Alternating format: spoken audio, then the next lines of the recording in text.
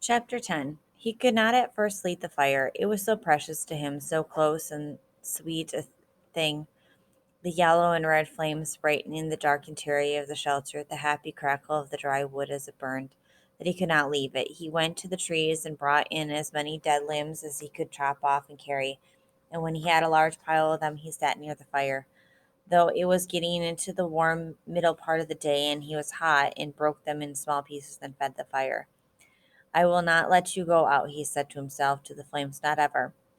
So he sat through a long part of the day, keeping the flames even, eating from his stock of raspberries, leaving to drink from the lake when he was thirsty.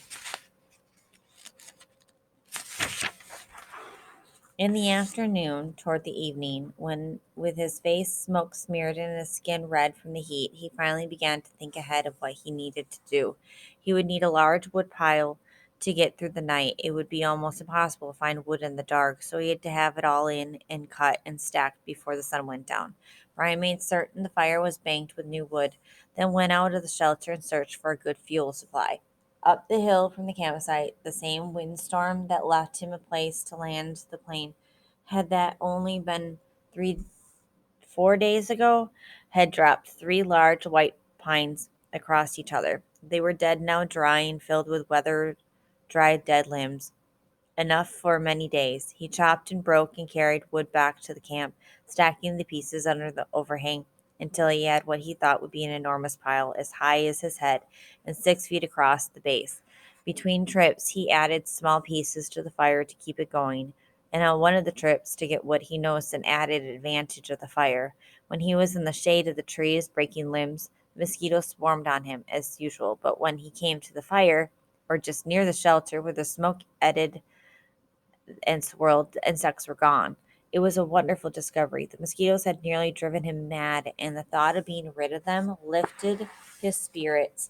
On another trip, he looked back and saw the smoke curling up through the trees and realized for the first time that he now had the means to make a signal. He could carry a burning stick and build a signal and perhaps attract attention, which meant more wood and still more wood. There did not seem to be an end to the wood he would need, and he spent all the rest of the afternoon into dusk making wood trips. At dark, he settled in again for the night next to the fire with a stack of short pieces ready to put on, and he added the rest of the raspberries. He ate the rest of the raspberries. During all the work of the day, his leg had loosened, but it still ached a bit, and he rubbed it and watched the fire and thought for the first time since the crash that he might be getting a handle on things, might be starting to do something other than just sit. He was out of food, but he could look tomorrow and he could build a signal fire tomorrow and get more wood tomorrow.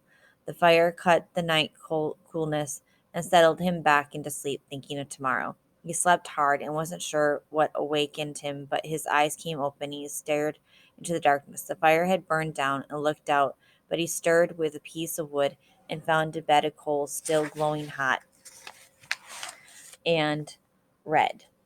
With small pieces of wood and careful blowing, he soon had a blaze going again. It had been close. He had to be sure to try and sleep in short intervals so he could keep the fire going, and he tried to think of a way to regulate his sleep, but it made him sleepy to think about it, and he was just going under again when he heard the sound again. It was not unlike the sound of the porcupine, something slithering and being dragged across the sand. But when he looked out the door opening, it was too dark to see anything. Whatever it was stopped making the sound in a few moments, and he thought he heard something sloshing into the water at the shoreline. But he had the fire now and plenty of wood, so he wasn't as worried as he had been the night before. He dozed, slept for a while, awakened again just at dawn gray light, and added wood to the still smoking fire before standing outside and stretching. Standing with his arms stretched over his head and the tight knot of hunger in his stomach, he looked toward the lake and saw the tracks. They were strange. A main center line up from the lake in the sand, the claw marks on to the side leading to a small pile of sand, then going back down to the water. He walked over and squatted near them, studied them, tried to make sense of them. Whatever had made the tracks had some kind of flat, dragging bottom in the middle and was apparently pushed along by the legs that stuck out to the side. Up from the water to a small pile of sand, then back down into the water. Some animal, some kind of water animal that came up to the sand to do what? To do something with the sand, to play and make a pile in the sand? He smiled. City boy, he thought. Oh, you city boy with your city ways. He made a mirror in his mind, a mirror of himself, and saw how he must look. City boy with your city ways, sitting in the sand, trying to read the tracks and not knowing, not understanding. Why would anything wild come up from the water to play in the sand? Not that way. Animals weren't that way. They didn't waste time that way. It had come up from the water for a reason, a good reason, and he must try to understand the reason. He must change to fully understand the reason himself, or he would not make it. It had come up from the water for a reason, and the reason, he thought, squatting, the reason had to do with the pile of sand. He brushed the top off gently with his hand, but found only damp sand. Still, there must be a reason, and he carefully kept scraping and digging until about 4 inches down he suddenly came into a small chamber in the cool, damp sand, and there lay eggs, many eggs, almost perfectly round eggs, the size of table tennis balls, and he laughed, then because he knew it had been a turtle. He had been he had seen a show on television about sea turtles that came up onto beaches and lay their eggs in the sand. There must be freshwater lake turtles. They that did the same. Maybe snapping turtles. He had heard of snapping turtles. They became fairly large, he thought. It must have been a snapper that came up in the night when he heard the noise that awakened him. She must have come then and laid the eggs. Food.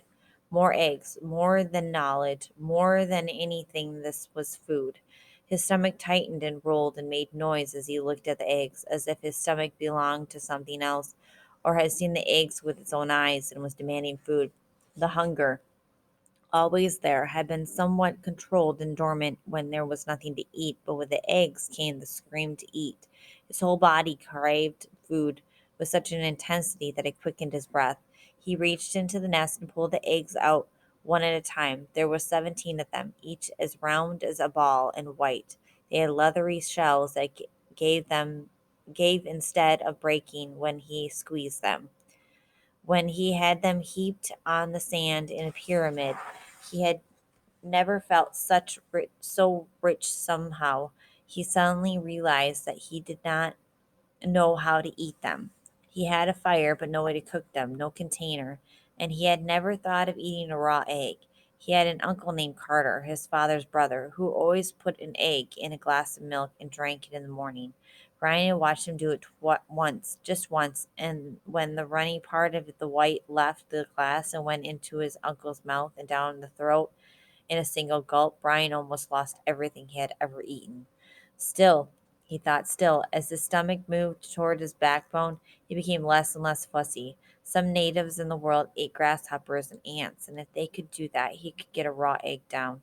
He picked one up and tried to break the shell and found it surprisingly tough. Finally, using the hatchet, he sharpened a stick and poked a hole in the egg. He widened the hole with his finger and looked inside. Just an egg. It had a dark yellow yolk and not so much white as he thought there would be. Just an egg. Food. Just an egg he had to eat, raw.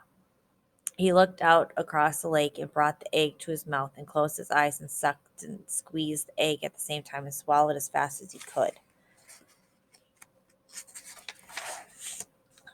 Ugh!